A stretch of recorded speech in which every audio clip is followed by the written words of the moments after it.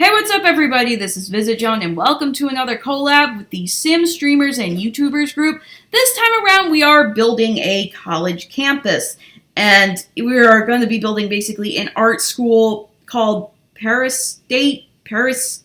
I actually don't even know how you would go about saying that, but I don't know. Yeah, other people have said that, so go check out their videos. It will all be linked in the description below. But anyway, it is an art school, like I think I've already said before.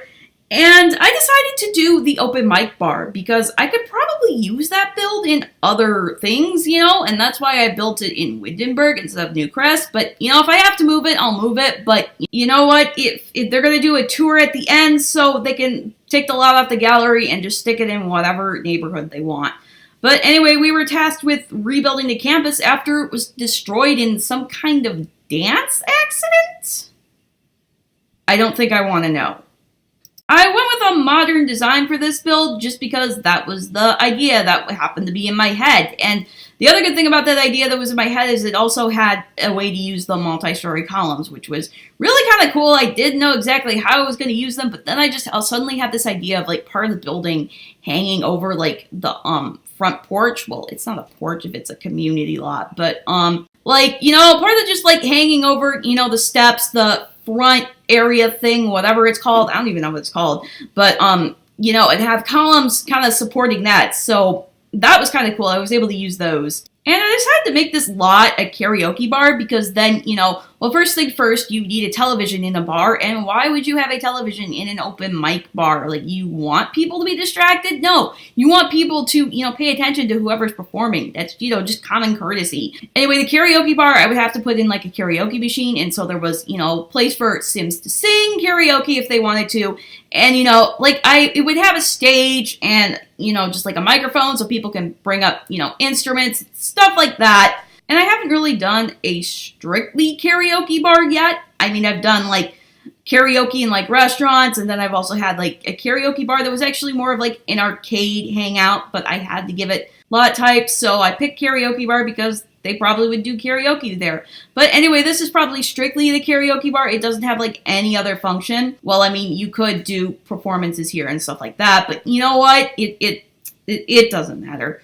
So anyway, what I wanted to do is I had the idea of like having the seating area in oh boy, what do you call that? Kind of like a cutout from like the rest of the, you know, everything else is on the foundation and the seating area is like on the floor, and then you'd actually like look up at the stage, so it actually would be a stage. And I don't know, I seem to remember the one karaoke bar that came with City Living, Honey Planet Pop, I think it was, had a stage, but maybe I'm just remembering that wrong. I don't know. And I kind of decided to put, like, the actual bar on the second floor because, and have, like, a little, you know, like, it's like a loft where you, like, hang over and, well, not hang over, what am I saying? Dear God, it's been a long week. Where you can look over and watch the performances going on. And so I kind of basically went with that idea. And that's pretty much all I have to say about this build in particular. And like I said earlier, it has been a long week. We have less than 24 hours to go before The Sims 4 Discovery University is released. And it's really just kind of amazing that in less than 24 hours, I'm going to have my hands on this game. And oh my goodness, this wait has been, oh my goodness, this week has been a really just long week. And I really wanted to get like all these voiceovers done like Tuesday, but then, you know, it turns out, well, I have to do the voiceovers when my mom's out of the house because she sits, like, right behind me and watches TV, and I really just don't want her eavesdropping on everything I'm saying. So I had planned to do that on Tuesday, but it turns out my aunt was coming up to get her hair done, and I found that out, like, 5 hours before it happened. So I was going to do it yesterday, but it turns out my mom wasn't going to go anywhere yesterday. So, you know what? I just got pushed off to today, and this week just makes me think of when I was in high school and graduation would happen a week before the end of the school year. So the seniors would get out a week before everybody else.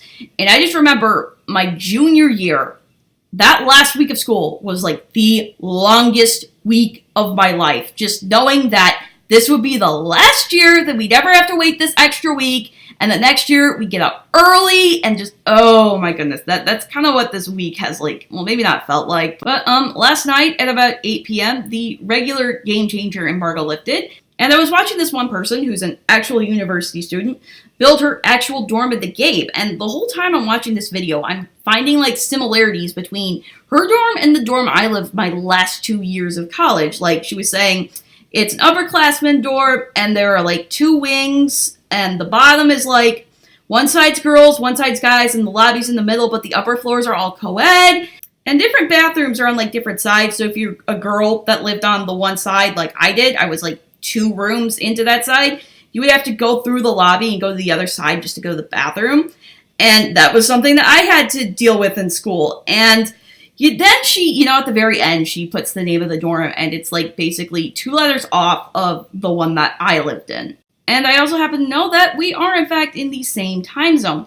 So when I was getting ready for bed, I just had this weird idea just pop into my head out of nowhere that, she possibly didn't give the dorm its real name because maybe she's trying to protect herself a little bit and not giving out all of this personal information, and that we are, in fact, talking about the same building, and her school is, in fact, my alma mater. And then my imagination just happened to take off like it always does, and I realized I could go visit her, we could hang out, I could go back to the place where, my life was actually good, go back and get some of that, pasta Alfredo that they had at the one dining hall, and maybe we could, go to a career fair together, just to ease my nerves, because when I went there in my last year, I was just so nervous, I really just couldn't do anything. I was scared to even ask for a little squeezy airplane thing, and I'm thinking that maybe I could actually get a job, not, like a retail job, but like something I'm actually qualified for. And I'm sitting there thinking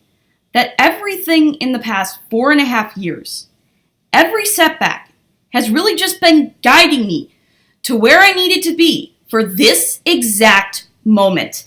And I had kind of already realized that, those setbacks had just basically pushed me in the right direction because, back at the beginning of 2018, I had a good thing going with YouTube, and then my dad upgraded the Mac, and I lost my editing software. And basically, I wasn't able to make videos anymore before I got a new one. And then when I got the new one, I really just didn't want to, it was just so complicated to learn a new system. It was so different from the one I had. Even though, I had upgraded to the Pro version.